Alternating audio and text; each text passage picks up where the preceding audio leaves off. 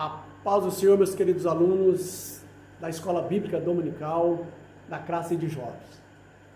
Eu sou o seu amigo presbítero Celso Godoy, congrego na igreja do bairro Hélio Ponce de Arruda, da Grande Cristo Rei, Várzea Grande, município de Cuiabá. Para mim constitui uma alegria, um prazer em ministrar a vocês essa última lição, a lição 13 do primeiro trimestre de 2022. Cujo tema da nossa lição é: para que creiais que Jesus é o Filho de Deus. O nosso texto áudio, o texto principal, está registrado no livro do evangelista João, capítulo 20, no versículo 31. Estes, porém, foram escritos para que creiais que Jesus é o Cristo, o Filho de Deus, e para que crendo tenhais vida em seu nome. Hoje faremos a conclusão do nosso tema baseado no Evangelho de João, tá? Enfocando a sua importância para a desconstrução das heresias e a solidificação da fé no Filho de Deus. E como é de costume, o nosso comentarista divide a lição em 3 pontos principais, ou 3 tópicos principais. O primeiro é a incredulidade de Tomé. E o segundo é a incredulidade de heresias. E o terceiro, fé no Filho de Deus. Iniciando no nosso primeiro subponto, do primeiro tópico, a exigência de evidências. João narra no seu evangelho que um discípulo chamado Tomé, a sua incredulidade foi notória. Não bastava só ver Jesus, mas ele queria examinar o corpo de Jesus, tocar nas suas feridas. E o testemunho dos discípulos, demais discípulos, não adiantaria. Ele precisava ver Jesus e tocar, examinar o seu corpo. E às vezes criticamos Tomé, mas nós vemos nas mesmas condições que todos os discípulos estavam assim. Só acreditaram depois que viram Jesus. E alguns ainda duvidavam, mesmo estando com Jesus. E Tomé, ele estando fechado em uma casa, com medo da perseguição, de repente Jesus aparece no meio deles e lá estava Tomé. E Jesus, compreendendo a fraqueza, o trauma que eles tiveram, ele dirige a Tomé, e diz: Tomé, toca em mim. Vê que eu estou aqui em carne e osso. E Tomé, quando reconhece e vê Jesus, conhece a sua voz, ele disse: Senhor meu e Deus meu. A incredulidade de Tomé cai por terra e a sua fé é ressuscitada.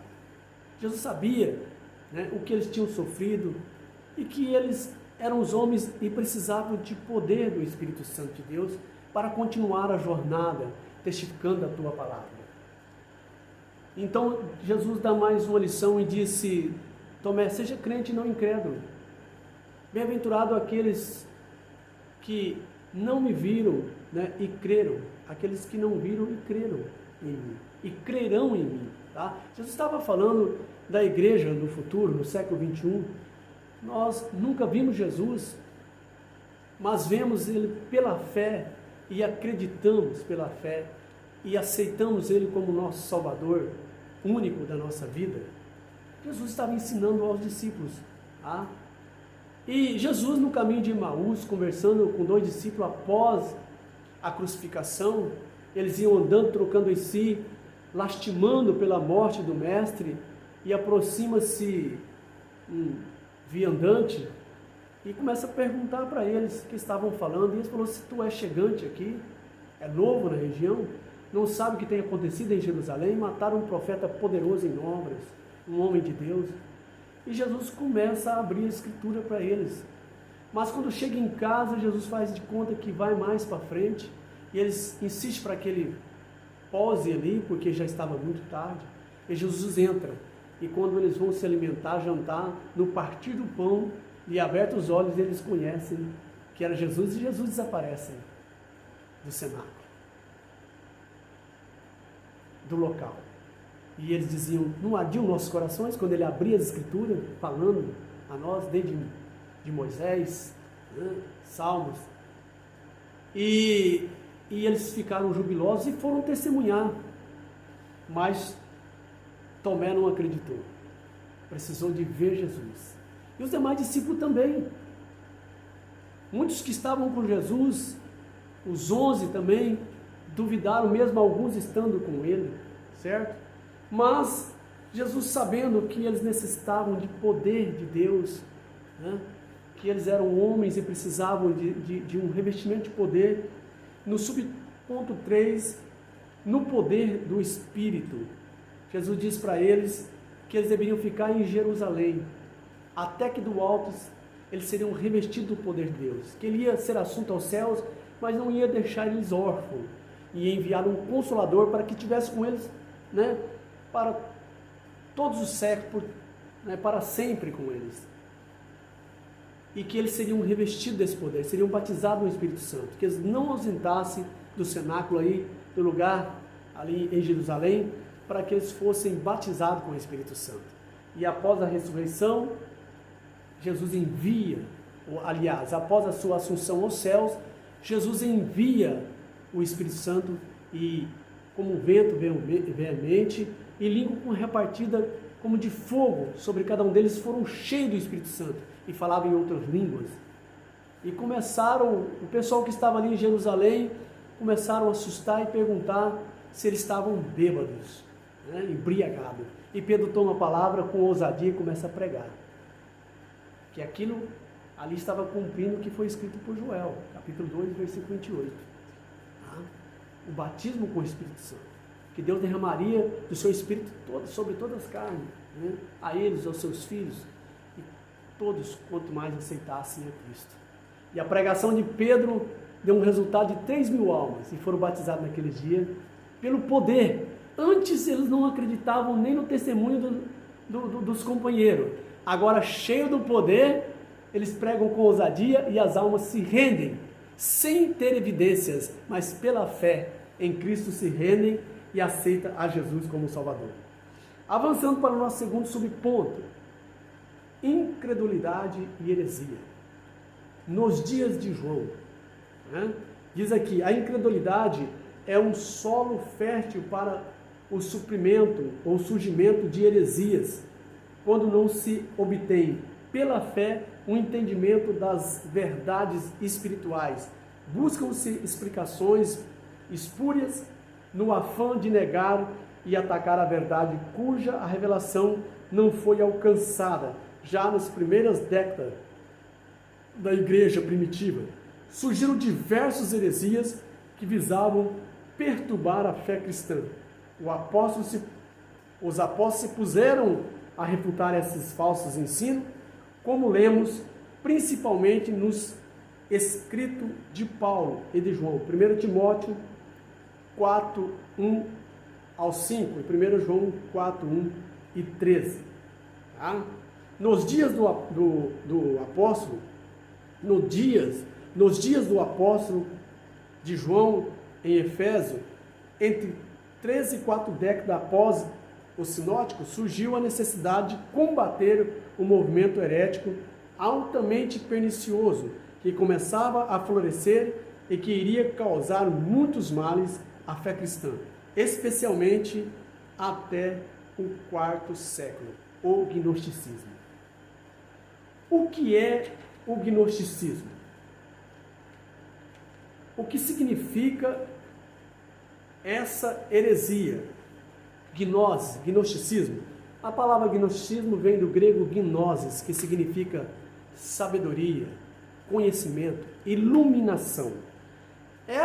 Esses pregadores do gnosticismo, esses hereges, esses heréticos, eles pregavam que a salvação era através da sabedoria, do conhecimento e da iluminação. Tá?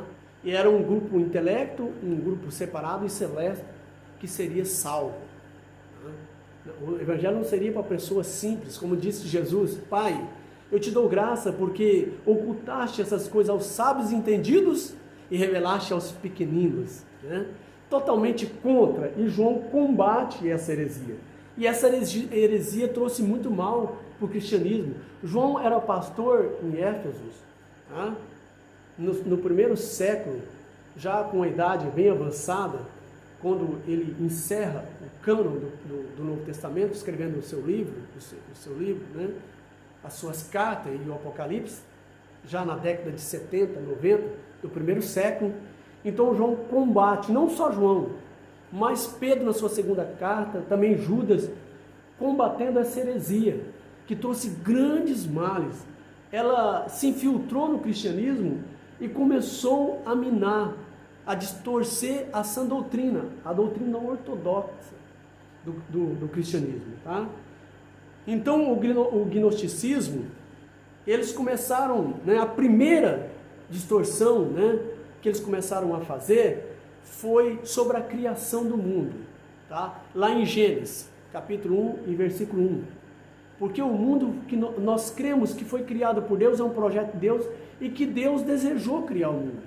Mas eles ensinam que um ser chamado Ayun, um ser supremo, emanado de um ser superior, né, soberano, a emanação dele, veio e criou o mundo e cometeu um erro. Né? E cometeu um erro. E ao cometer esse erro, ele se tornou desobediente. Então esse soberano, esse Deus superior, o soberano envia outro Ayun para corrigir esse erro, para que a criação fosse iluminada por ele e salva pela sua sabedoria. Né? O iluminado, né? O ser superior em sabedoria. Então ele envia outro Ayun para resgatar o mundo da mão desse Ayun desobediente. Tá? Então cria um dualismo entre o bem e o mal, entre essas divindades. Né? Então esse primeiro Ayun que criou o mundo é inimigo das nossas almas. Aí vocês entendem o que eles estavam ensinando, né? Que quem criou o mundo foi inimigo das nossas almas. E aí Deus envia outro Ayun para iluminado, sábio, para resgatar esse mundo desse Ayun desobediente. Essa é a primeira heresia, mas nós não cremos dessa forma. Nós cremos que o mundo foi criado por Deus e pelo seu desejo, embora o homem se corrompeu. Tá? Então era uma heresia que veio prejudicar mesmo o evangelho. É algo terrível. Tá? A segunda heresia que eles pregavam para minar a fé cristã é sobre que Jesus Cristo não morreu na cruz do Calvário, que ele era só espírito, só tinha aparência de homem. Então eles refutavam o sacrifício vicário de Cristo na cruz do Calvário. E o terceiro, eles não criam na ressurreição, porque eles diziam que a matéria era má, então não havia possibilidade de Jesus ressuscitar, né? Que aquela matéria acabou. Jesus era espírito, né? Era um espírito iluminado, sábio, que veio resgatar o mundo através da sua sabedoria.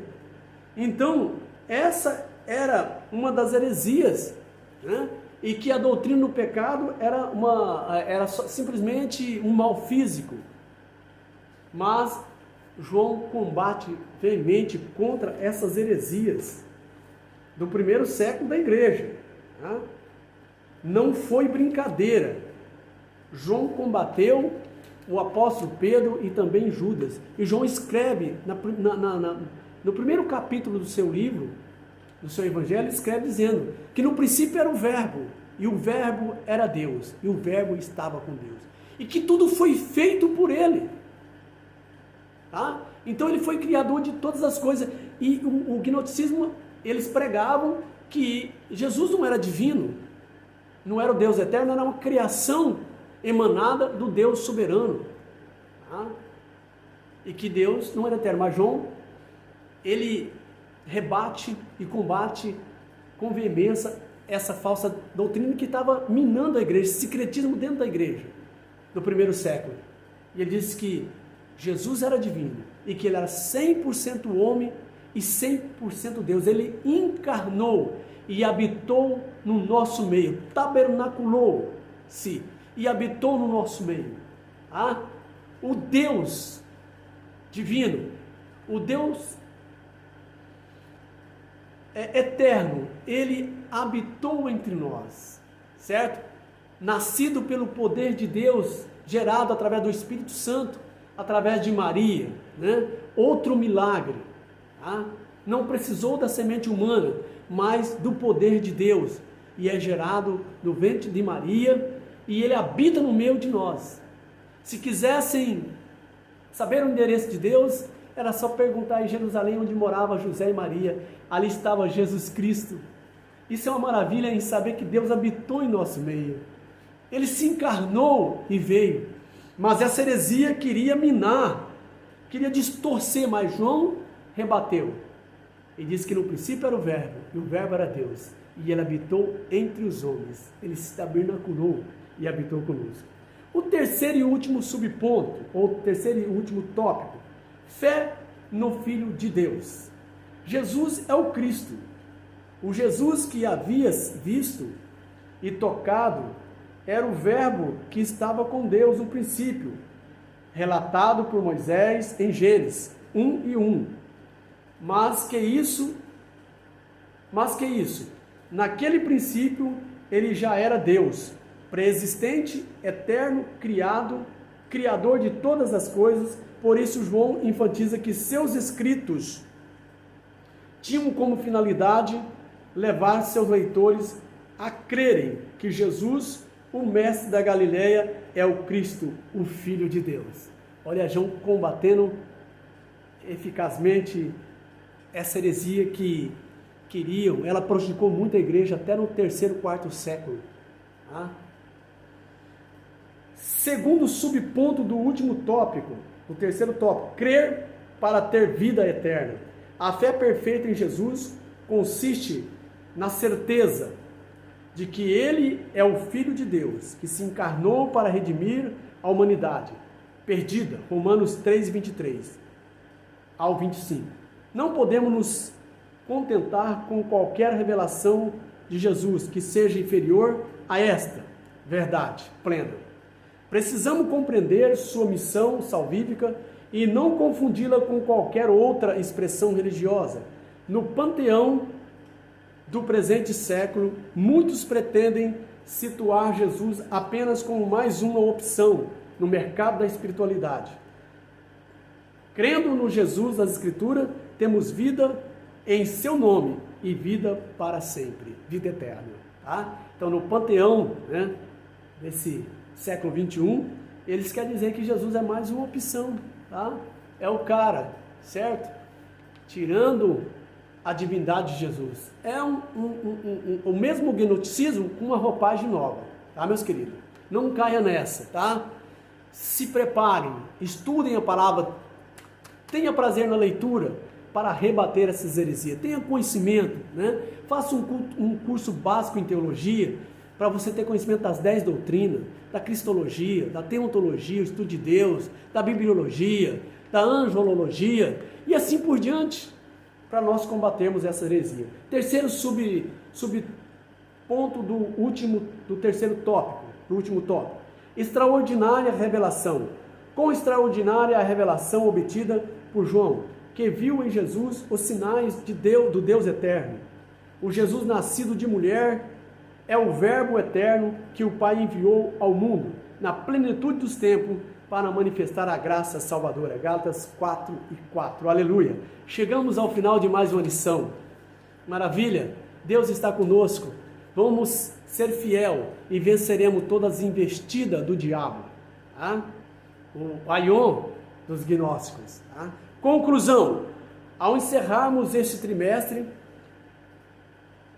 tributamos nossa gratidão ao Deus eterno, que pelo Espírito Santo dirigiu todo o processo de registro das verdades por ele reveladas, necessárias para a nossa eterna salvação.